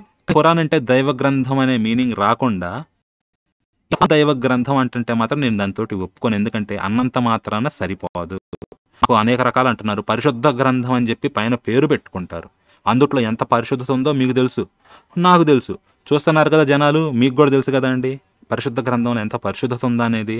మరి మీరు దైవ గ్రంథం, దివ్య గ్రంథం అంటున్నారు. అందుట్లో ఎంత దివ్యత్వం ఉందనేది చదివితే తెలుస్తుందండి. కొంచెం చదివాము, మాకు దాని టేస్ట్ తెలిసిందనమాట. మిగతాది కూడా చదివిన తర్వాత మేము తెలుసుకుంటాం. సో ప్రస్తుతానికి నేను అక్కడితో ఆగిపోతాను. నెక్స్ట్ అంటే మీరు బైబుల్ పట్టుకొని ఖురాన్ పైన మాట్లాడతాను అని అంటారు. ఫ్యాక్ట్ మా దగ్గర చాలా ఉన్నాయి, సమయం వచ్చినప్పుడు ఇస్తాను. ఈ పాయింట్ అండి నేను ఎదురు చూస్తున్నాను అనమాట. ఈ సమయం ఎప్పుడు వస్తుంది మీరు అని చెప్పేసి దయచేసి మీరు ఏదన్నా ఒక లైవ్కి రండి, వచ్చి మీ ఫ్యాక్ట్స్ని మీ ప్రూఫ్స్ని తీసుకొచ్చి దయచేసి చూపించండి. మనం ఇంత మాట్లాడుకున్నాం కోసం నేను తిరిగి మీరు అడిగిన ప్రశ్నలకు ఎంతలా సమాధానం ఇస్తున్నాను. కాబట్టి మీరు ఫ్యాక్ట్స్ని ప్రజెంట్ చేయాలని అడగడం టూ మచ్ కోరిక కాదు, పెద్ద కోరిక నన్ను అడిగితే. సో నేను హానెస్ట్గా అడుగుతున్నాను, దయచేసి మీ ఫ్యాక్ట్స్ని మీ ప్రూఫ్స్ని తీసుకొచ్చి ప్రజెంట్ చేయండి. మేము కూడా నేర్చుకుంటాము, మేము కూడా క్వశ్చన్ చేస్తాము. ఓకే, మాట్లాడుకోవాలి కదా, అప్పుడే కదా తెలిసేది ఎవరి దాంట్లో ఏముందా అని చెప్పేసి. సో కామెంట్స్ పెట్టడం టైం వేస్ట్ అండి. ఇంకా మీరు వచ్చేసి ప్రూఫ్ చూపించండి. మీరు ఎప్పుడు వస్తానన్నా కానీ మీకు ఓపెన్ ఇన్విటేషన్ ఇస్తున్నా, మీరు అడిగితే లింక్ ఇచ్చేస్తాను, మీరు వచ్చేయచ్చు అనమాట. మిగతా వాళ్ళు కాకపోయినా మీలా ఇంత పెద్ద పెద్ద కామెంట్స్ పెట్టి క్వశ్చన్స్ అడిగి డిస్కషన్ లేపే వాళ్ళంటే నాకు ఇష్టము. రండి మీరు మాట్లాడుకుందాం. ఇంకొకసారి పిలుస్తున్నాను అన్నమాట. ముందు మీరు ఈ ఇంటర్ప్రిటేషన్ ఆపితే అని. ఎలా ఆపుతారండి? మీరు ఈ ఇంటర్ప్రిటేషన్ చేస్తారు గ్రంథం అని. మీ ఇంటర్ప్రిటేషన్ మీరు వేల సంవత్సరాల నుంచి వస్తున్నారన్నమాట, 1,500,000 సంవత్సరాల నుంచి మీ ఇంటర్ప్రిటేషన్ని. కానీ వాళ్ళని తొక్కారు, అనేక మందిని చంపారు దారుణంగా, ఇప్పటికీ చంపుతున్నారు. ఓకే, షియా ఉన్న చోట్ల తెలుసు కదా మీకు ఎంత స్ట్రిక్ట్గా ఉంటుందా అని చెప్పి. ఓకే, ఇండియాలో చెల్లకపోయినా, కొన్ని దేశాల్లో చెల్లకపోయినా, కొన్ని దేశాల్లో ఉంది కదా. మరి ఆ ఇంటర్ప్రిటేషన్‌ని కాదు అంటే తిరస్కరిస్తే ఆ కోపం వచ్చేటప్పుడు మేము మాత్రం ఇంటర్ప్రిటేషన్‌ని పూర్తిగా ఆపాలా? పైగాని అట్‌లీస్ట్ నేను ఇక్కడ హానెస్ట్‌గా ఉన్నా. నేనిది ఫ్యాక్ట్ అని కాదండి. దీని వెనకాల చాలా రిసర్చ్ చేయాల్సింది. కాకపోతే నా పాయింట్ నేను ప్రెజెంట్ చేస్తన్నా. నేను దీన్ని ఎస్టాబ్లిష్ చేయడం ఏందంటే, ఎదురుగా వచ్చేవరన్నా మీలాగే వచ్చి దీన్ని క్వెషన్ చేయండి, దీన్ని ఛాలెంజ్ చేయండి, దీని మీద ఫర్దర్ డిస్కషన్ చేద్దాము. దీన్ని ఇంకా వీలైతే ఆధారాలు ఏమైనా ఉన్నాయో సేకరించడం గానీ, ఇవన్నీ చెయ్యాలి అని చెప్పేసి నేను అంటన్నా. అదే కదా! మీరు ఖురాన్ మీద ఓపెన్ అవుతారండి ఇట్లా? చూద్దాం. విగ్రహారాధన ఎలా వచ్చింది అనే దానికి నా దగ్గర ఆధారాలు ఉన్నాయి. ప్రవక్త మహమ్మద్ గారు క్లియర్‌గా చెప్పి ఉన్నారు. ఇంట్రెస్టింగ్. చూద్దామండి. మీ ఆధారాలను మీరు దయచేసి తీసుకురండి. దాన్ని పరిశీలిద్దాం. పులిసిన రొట్టెని తినరా జీవం ఉంటుంది కాబట్టి. ఓకే. అంటే జీవం ఉంటుంది కాబట్టి పులిసిన రొట్టెని తినరు అని నేను అక్కడ చెప్పాననమాట. ఇది నేను కాదు. అక్కడ వీడియో చెప్పిన ఆయన యొక్క నాయనమ్మ చెప్పిందనమాట ఆ మాట. ఎందుకు తినరు అంటే తినకూడదు అంటే దాని లోపల జీవం ఉంటుంది కాబట్టి. అది ఒక ఆలోచనండి. మీరు వెజిటేరియనో లేకపోతే ఇట్లా అయ్యుంటే జీవుల్ని చంపుకొని తినకూడదు అనుకుంటే అప్పుడే మీకది అడ్డంకవుతుంది. జైనుల్లాగా. కానీ మీరు కోళ్ళని, మేకల్ని, ఆవుల్ని, పందుల్ని అన్నిటినీ కోసుకొని తినేస్తున్నారు. చైనా వాళ్ళైతే బతికుండంగానే నూనెలో ఏసి ఏపుకొని జుర్రుకొని తింటాడు. వాడు అన్నిటినీ తింటాడు. ఇంకా బయట మిడతల్ని, చీమల్ని వాటిని కూడా తింటున్నారు అన్నీ. మీరు కొన్ని ఛానల్స్ ఉంటాయి. వాళ్ళు డైరెక్ట్‌గా అసలు అబ్బో! సాలిపురుగుల్ని కూడా తినేస్తున్నారు ఆఖరికి. ఇట్లా తినేవాళ్ళు ఉన్నారు. వాళ్ళకి పులిసిన రొట్టెని తింటే అందుట్లో జీవం ఉంటుంది కాబట్టి మీరు జీవాన్ని తింటున్నవారు అన్నారనుకోండి సిల్లీగా ఉంటుంది. మీరు పులిసిన రొట్టెల దాకా వెళ్ళాల్సిన అవసరంలా వాళ్ళు అన్నిటినీ కోసుకు తినేస్తున్నారు. సో వాళ్ళకి ఇది చెల్లదు. రైట్? అది. సో యూదుల విషయానికి వస్తే మాత్రం ఈక్వేషన్ మారుతుంది. వాళ్ళు ఇంత లేదు వాళ్ళకి. మరి వాళ్ళు ఎందుకు తింటున్నారు? అంటే లేదంటే అది నాకు తెలీదండి.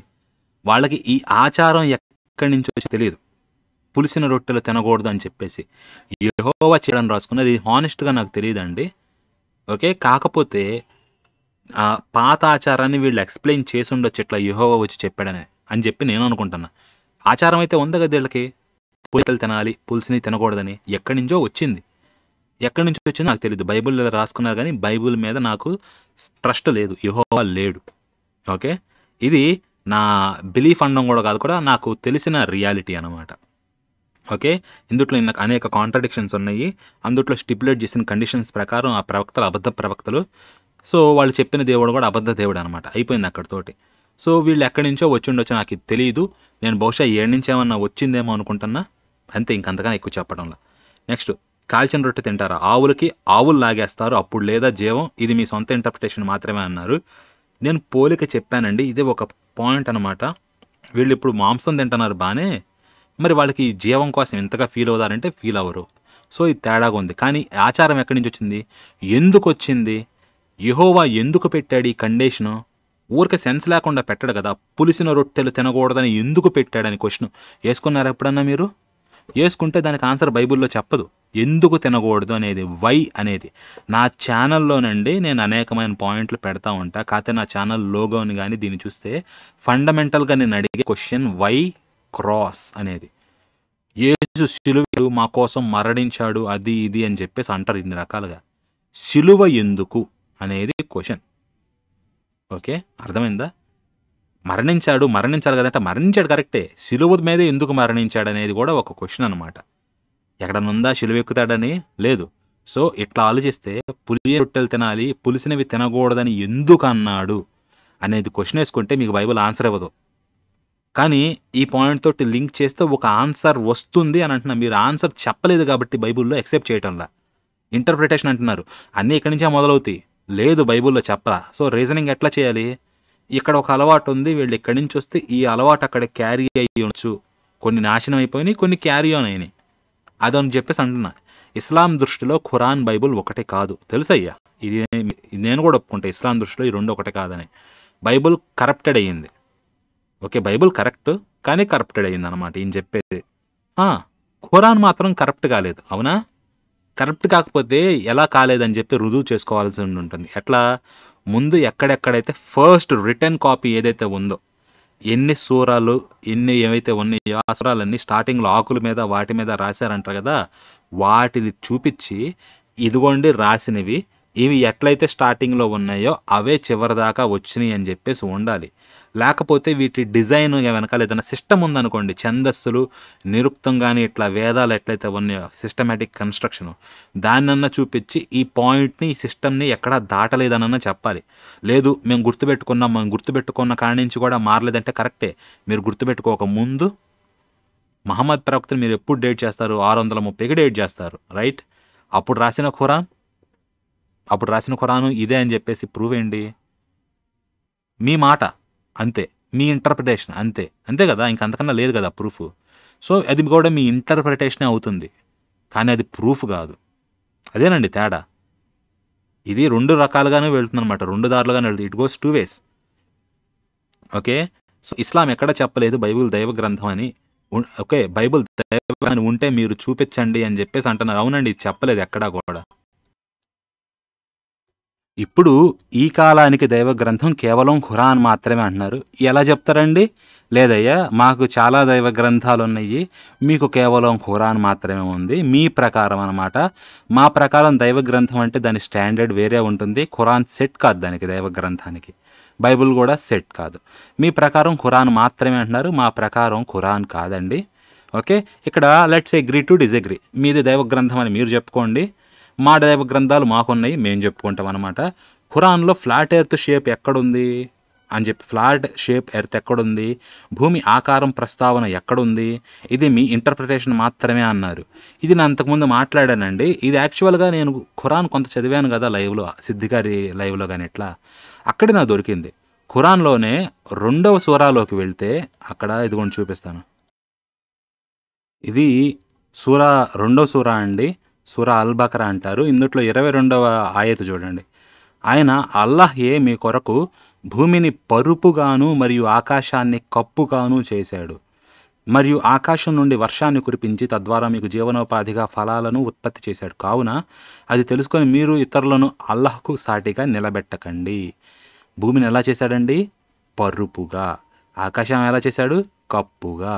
అంటే మీ భూమి మీ కింద ఉంటుంది అని, ఆకాశం మీ పైన ఉంటుందని అనుకోవాలా? లేకపోతే పరుపు ఎలా ఉంటుందో అలా ఫ్లాట్గా ఉంటుంది, ఆకాశం ఎలా గుండ్రంగా ఉంటుందో కప్పు మనకి పై కప్పులు అలా చేశాడు ఆకాశాన్ని అని చెప్పేసి అలా అనుకోవాలా? అయితే ఇక్కడ పరుపుగా చేశాడనే దానికి ఇంగ్లీష్లో వేరే రకంగా మీనింగ్ తీశారు. ఇంగ్లీష్లో చూస్తే మీరు ఇక్కడ ఎదుగోండి, సూరా 2 అల్ బకరా వెళ్తే he is the one who has made the earth a place of settlement for you. పరుపుగా అనలా, సెటిల్మెంట్ కానీ. And the sky as a canopy. Canopy అంటే పైన ఉంటుంది కదండి రౌండ్గా, అదనమాట క్యానోపీ అంటే. సో దాని లెక్కన చేశారని చెప్పేసి అన్నారు. మీరు ఇక్కడ ఎలా ఉందంటే ఇదిగోండి, ఏ రెస్టింగ్ ప్లేస్ అని చెప్పేసి ట్రాన్స్లేషన్ చేశారు. ఇక్కడ డిఫరెన్స్ ఉంది. అయితే ఇదే కాదండి, ఇంకొక సూరాలోకి వెళ్ళారనుకోండి. ఇది సూరా తాహా, 20వ సూరా తాహా అంటారు. ఇందులో 53వ ఆయత్కి వెళ్తే ఆయనే మీ కొరకు భూమిని చదునుగా, అంటే ఏంటి, పరుపుగా చేసి చదునుగా, అందులో మీకు నడవడానికి త్రోవలను ఏర్పరిచాడు, మరియు నుండి నీటిని కురిపించాడు, మేము దాని ద్వారా రకరకాల వృక్షకోటిని పుట్టించాము. దీన్ని కావాలంటే ఇట్లా ఇంటర్ప్రిట్ చేయొచ్చండి, ఆయన మీరు నడవడానికి చదునుగా చేశాడు ఫ్లాట్గా అని చెప్పేసి. లేదండి, ఇక్కడ సృష్టి గురించి మాట్లాడుతున్నాడు. ఫ్లాట్గా ఏర్పరిచాడు చదునుగా, మీరు నడవడానికి త్రోవలను ఏర్పరిచాడు రకరకాలుగా. ఏది అంత చదునైన త్రోవ లేదు. ఓకే, తర్వాత మనం చేసుకుందన్నమాట. మరియు ఆకాశం నుండి నీటిని కురిపించాడు, మేము దాని ద్వారా రకరకాల వృక్షకోటిని పుట్టించాము అని చెప్పేసి అంటున్నాడు. ఇది దాని గురించి మాట్లాడుతుంది. భూమిని ఎలా చేశాడంట? చదునుగా. దీనికి ఇంగ్లీష్లో చూస్తే చూడండి, సూరా 20 సూరా తాహా 53వ ఆయత్ అనమాట. He's the one who had laid out the earth for all. Laid out అని ఇచ్చాడు, లెయిడ్ అవుట్ అని చెప్పేసి అనమాట, పరుపులాగా. దీనికి పదంలోకి వెళ్తే ఏమని ఉంటుంది? The earth as a bed. Bed ఎలా ఉంటుందండి? మన పక్క గుండ్రంగా ఉండే పక్క ఉందా? And for you therein ways, దారులు ఏర్పరిచాడు అని చెప్పేసి అంటున్నాడు. ఇక్కడ కూడా షేప్ అయితే ఫ్లాటేనండి. నెక్స్ట్ ఇంకొకటి కూడా ఉంది, ఫ్లాట్ ఇదిగోండి, సూరా 39 అజుమార్ అనమాట. ఆయన ఆకాశాలను మరియు భూమిని సత్యంతో సృష్టి 5వ ఆయత్. ఒకవేళ ఇదిగోండి ఏది సారీ ఇక్కడ ఆయన పగటి మీద చుట్టుతున్నాడు మరియు పగటిని రాత్రి మీద చుట్టుతున్నాడు. సూర్యుడిని మరియు చంద్రుని నియమబద్ధులుగా చేసి ఉంచాడు. వాటిలో ప్రతి ఒక్కటి ఒక నిర్ణీత కాలంలో పయనిస్తూ ఉన్నాయి అని చెప్పేసి అన్నాడు. సూర్యుడిని చంద్రుడిని నియమబద్ధులుగా చేసి ఎక్కడ భూమి మీద పయనిస్తున్నాయి అన్నమాట. ఇక్కడ అంతా కూడా ఇంగ్లీష్లో పెట్టుకోండి. నెక్స్ట్ 39వ ఆయత అద్జుమారు ఇంగ్లీష్లో ఉండేది మీకు. He wraps the night around the day, wraps the day around the night, and he has subjected the sun and moon each orbiting for an appointed term అన్నారు. మనకి ఫ్లాట్ ఎర్త్ మీద సన్ మూన్ ఆర్బిట్ చేస్తేనే appointed టర్మ్గా అనొచ్చు. లేదు, ఇది human perspective అండి. మనుషులు భూమి మీద ఉంటారు కాబట్టి మనుషుల దృక్కోణంలో నుంచి సూర్యుడు చంద్రుడు పరిభ్రమిస్తున్నట్టు ఉంటారు.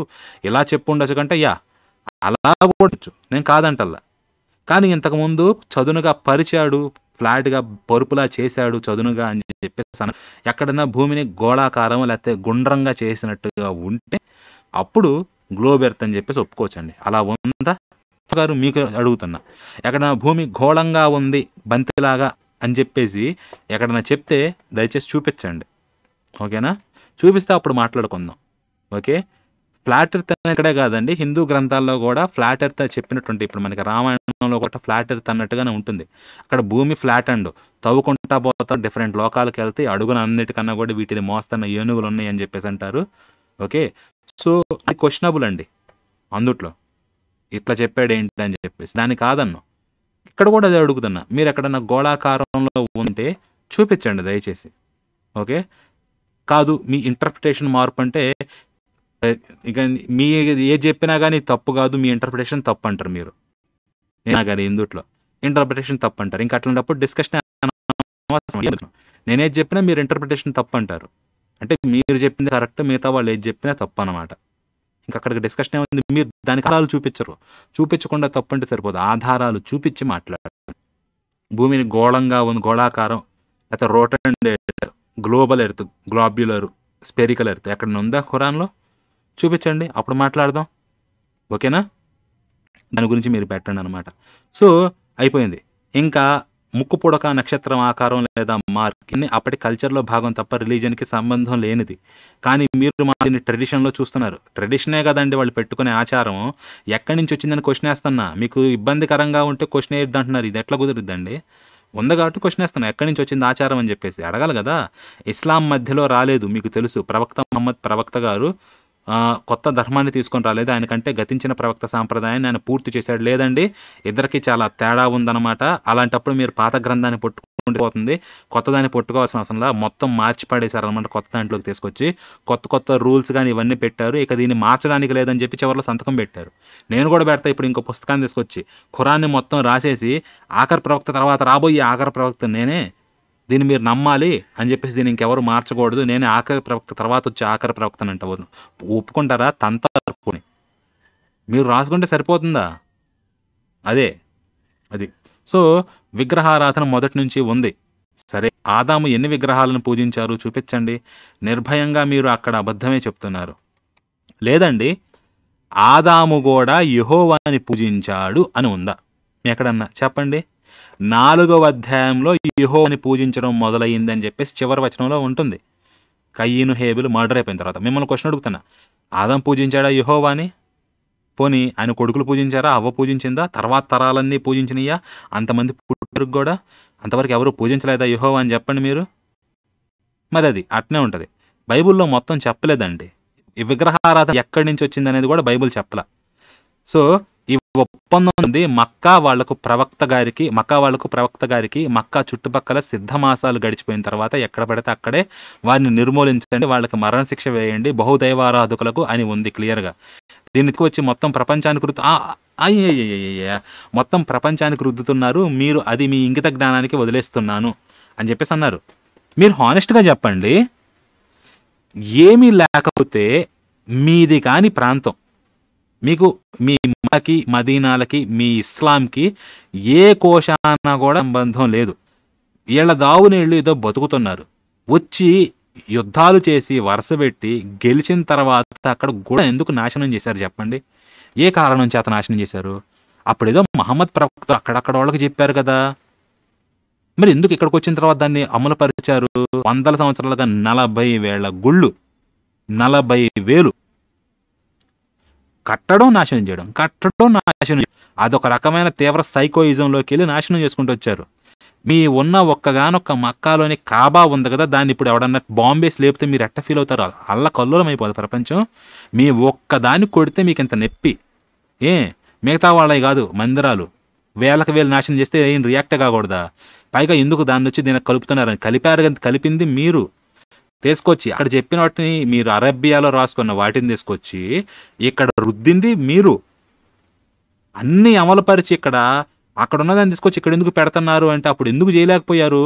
ఎక్కడా కూడా అందరినీ లేపేయడం అంత ఈజీ కాదు. లేపేస్తే వాళ్ళకి ఎవరుంటారు చెప్పండి ఏలడానికి? కానీ ఇది వాళ్ళని మార్చాలి. మార్చడం అనేది టైం పడుతుంది ప్రక్రియ. మీరు ఆ పనే చేశారు. ఇండియా దాకా కూడా మీరు సక్సెస్ఫుల్ అయ్యారు.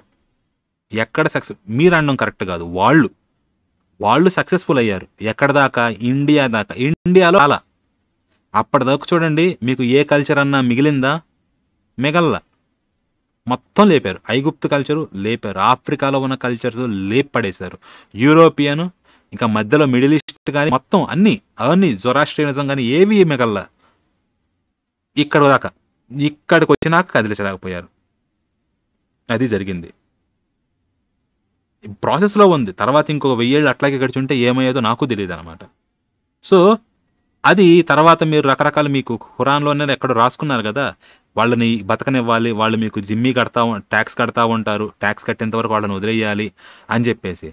సో ఇదండి, అందరినీ చంపేస్తే పాలించడానికి ఎవరు మిగలరు. ఉన్నవాళ్ళని వాడుకోవాలి, కొంతమంది బానిసలుగా, కొంతమంది పనిచేసే వాళ్ళగా, కొంతమంది అట్లా కాబట్టి ఎక్కడన్నా జరిగేది ఇదే.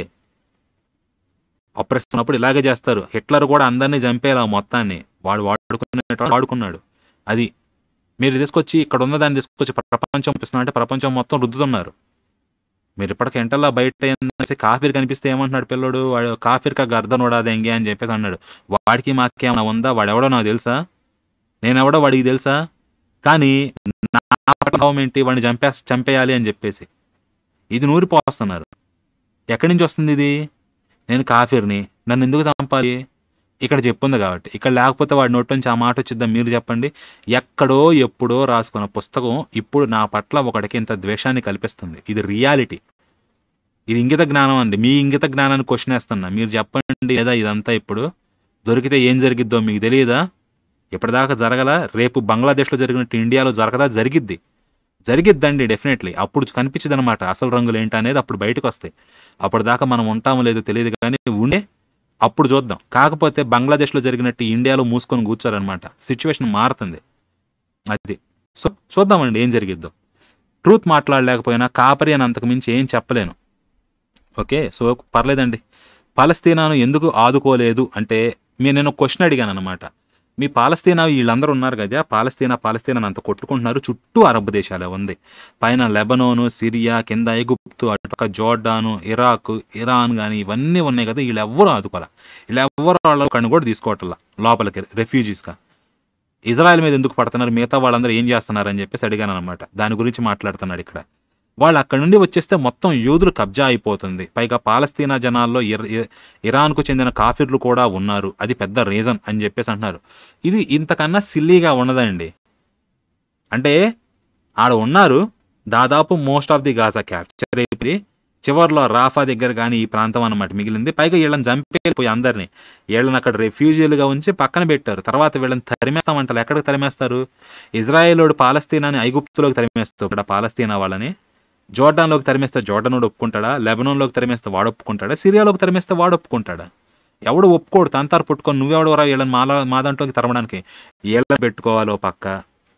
వీళ్ళందరినీ చంపేశాడు అనుకోండి, ఇంత లక్షల మందిని. ఇది జెనోసైడ్ అవుతుందన్నమాట. ఇజ్రాయెల్కి పగిలిద్ది. అప్పుడు వాడు మేము క్లియర్ చేసిన తర్వాత వాడు చోటిస్తామంటున్నాడు. ఇస్తాడయ్యా వేరే విషయం. యుద్ధం చేశారు అందరూ. ఇజ్రాయెల్ స్టేట్ ఏర్పడ్డప్పుడు వాడాడు. గెలిచినప్పుడు కర్మ ఏంటంటే మధ్యలో పాలస్తీనా పక్కల ఇరాక్, ఇరాన్, సిరియా ఇవన్నీ బాగానే ఉన్నాయి. చేసినాయి, పూసిగొలిపినవి, యుద్ధం చేసినవి ఇవన్నీ బాగానే ఉన్నాయి అన్నమాట. కొంచెం తన్నులు తిన్నా. ఎవడికి పగిలిందంటే పాలస్తీనా వాడికి పగిలింది అప్పట్లో. వాళ్ళు అప్పుడు బాధలు పడుతున్నారు. ఇజ్రాయెల్ ఉంది, వాడు 1000 సంవత్సరాలు ఆపరేషన్కి గురయ్యాడు. చివరిలో వాడు చేసిన దాంట్లో సగం చేసినా కానీ ఇండియా వాడు వేరే పొజిషన్ ఉండేటోళ్ళు. వాడు తీసుకున్నంత కేర్లో సగం 10వ వంతు కేర్ తీసుకున్నా కానీ వేరే లెక్కన ఉండేది అనమాట. ఇప్పుడు ఇండియా కంప్లీట్లీ డిఫరెంట్గా ఉండేది. అది వాడు కష్టపడ్డాడు, వాళ్ళు ఉండిద్దంటే వాడు ఆ కష్టపడతా అలర్ట్గా ఉన్నంత వరకు ఉంటుంది. ఆ తర్వాత తప్పలేం, వీళ్ళే తీసుకోవట్లా. కాకపోతే ఏంటంటే మొత్తాన్ని కబ్జా చేసిద్ది అని చెప్పేసి అంటున్నారు. ఇప్పుడు తీసుకోవచ్చు, మరి కొంతమందిని ఉంచవచ్చు, కొంతమంది చంపేటప్పుడు బోర్డర్ల దాకా వచ్చిన వాళ్ళని కూడా అట్లా వదిలేయడం. ఓకే, వీళ్ళు వదిలే ఇజ్రాయెల్ క్యాప్చర్ చేసుకుంటుంది అనడానికి ఐగుప్తుకి ఏమన్నా నొప్ప పాలస్తీనా ఇజ్రాయెల్ అంటే వాడికి ఏం సంబంధం లేదు. ఐగుప్తు వాళ్ళు అంటే పాలస్తీనా వాళ్ళు చస్తన్నా పట్టించుకొని వాడు పాలస్తీనా చిన్న ప్రాంతాన్ని లేకపోతే గాజా చిన్న ప్రాంతాన్ని ఇజ్రాయెల్ క్యాప్చర్ చేస్తే మాత్రం వీడికైనా నొప్పి వస్తుందా? ఇంకేమంటున్నారు చూడండి, ఇజ్రాయెల్ వాళ్ళు కూడా ఉన్నారు ఇందుట్లో కాఫీర్లు, అది పెద్దరని చెప్పేసి అంటున్నారు.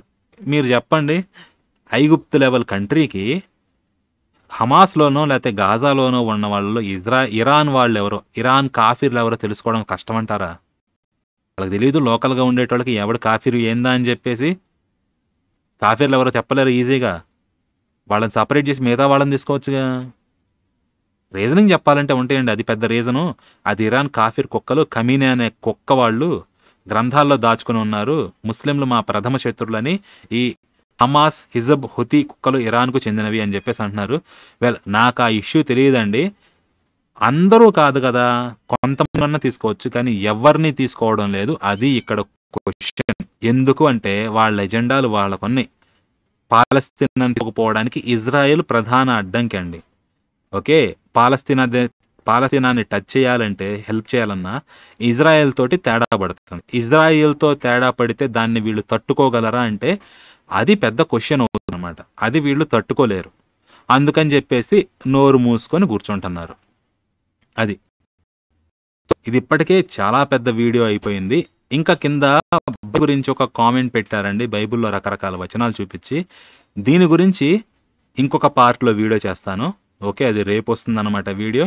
సో దాన్ని కూడా చూడండి. అయితే ఇంట్రెస్టింగ్ ఏంటంటే చూసారా, ఖురాన్ దైవ గ్రంథము, ఓకే, ఏకైక దైవ గ్రంథము, నిజ గ్రంథము, ఈ కాలానికి లేకపోతే ఈ తరానికి, ఈ యుగానికి అనుకోండి ఇవ్వబడిన ఏకైక దైవ గ్రంథం ఇదే అని చెప్పేసి అట్లా అలవోకగా డిక్లేర్ చేసేస్తున్నారా. బైబిల్ దగ్గరకు వచ్చేసరికి వ్యూ పాయింట్ ఎలా మారుతుందో చూడండి. కింద చదివాను అనమాట ఏం రాశారా అని చెప్పేసి. బట్ బైబిల్ దగ్గరకు వచ్చేసరికి అది చూసే దృష్టి మారుతుంది. రెండింటినీ ఒకే లెవెల్గా ఈక్వల్గా చూడలేరు కూడా. ఓకే, సో దీని మీద ఇంకొంచెం వీడియో ఉందన్నమాట చేయాల్సింది. దాన్ని రేపు చేస్తాను. సో తప్పకుండా దాన్ని కూడా చూడండి. సో అదండి మొత్తం. ఇదంతా కూడా ఇతరులు చేశారనుకోండి, ఇంటర్ప్రిటేషన్. వాళ్ళ దగ్గరికి మాత్రం వస్తే ఇదే దైవ గ్రంథం, డన్. బైబుల్కి ఖురాన్కి లోపల ఒకే సందర్భం గురించి మాట్లాడుతున్నా కంప్లీట్లీ డిఫరెంట్గా ఉంటాయి. నేను మొన్నటి వీడియోలోనే చూపించాను అనమాట. అక్కడ ఒక దాని గురించి మాట్లాడుతుంది, ఇక్కడ కంప్లీట్లీ డిఫరెంట్గా మాట్లాడుతుంది. రెండిటికి అసలు పోలికే లేదు. ఇక్కడ జరిగిన సందర్భాలు ఏవి ఖురాన్లో చెప్పడం లేదు అని చెప్పేసి. కానీ ఇదే దైవ గ్రంథం అంటారు, బైబుల్ కరెక్ట్ అయింది అంటున్నారు. సో ఇలా ఉంటుందండి వీళ్ళ వాదన. మళ్ళీ ఇంకో పార్ట్ ఉంది కదా, దాంట్లో చూద్దాం బైబిల్ని ఎట్లా చెప్తున్నాడు అని చెప్పేసి. సో అది వీడియో నచ్చితే లైక్ చేయండి, షేర్ చేయండి, ఛానల్ ఇంకా సబ్స్క్రైబ్ చేయకపోతే సబ్స్క్రైబ్ చేయండి. మళ్ళీ ఈ రెండవ పార్ట్లో కలుసుకుందాం. నేను యాక్చువల్గా 300 వీడియోలు అవుతాయి అనమాట. దానికి శివతాండవం కానీ లేకపోతే ఒక సైన్స్ మీద ఒక వీడియో చేద్దాం అనుకున్నాను. బట్ చూశాను కదా ఇట్లా మధ్యలో వీడియోలు వచ్చి అవి లేట్ అవుతున్నాయి, అందుకే వీడియో కూడా ఆగిందనమాట. బట్ ఎనీహౌ కానివ్వండి, తప్పదుగా మనం అనుకున్న ప్రకారం అన్నీ జరగవు. సో సబ్స్క్రైబ్ చేయండి ఛానల్ ఇంకా సబ్స్క్రైబ్ చేయకపోతే. మళ్ళీ రేపు ఈ టాపిక్లో కలుసుకుందాం, దీన్ని పార్ట్ 2లో. ఒసామా గారు వీలైతే లైవ్కి రండి అయ్యా. మీరు కామెంట్లో ఎంతకాలం అని యుద్ధం చేస్తారు, లైవ్లో మాట్లాడుకుందాం. ఇట్లా ఎదురుగా మీ ఫేస్ చూపించాల్సిన అవసరం లేదు. మేమేమి రివీల్ చేయం కూడా, మీ ఐడి కానీ ఇవేమి మేము ఎవరివి రివీల్ చేయాలి. సో ఒకసారి లైవ్కి వచ్చేసేయండి, మాట్లాడుకుందాం. అదండి, మళ్ళీ రేపో లేకపోతే ఇంకొక టాపిక్ ఏదైనా వస్తే మధ్యలో దాంట్లోనూ కలుసుకుందాం. అప్పటి వరకు ఉంటాను. మరలా తదుపరి మీ కాపరి. స్వస్తి.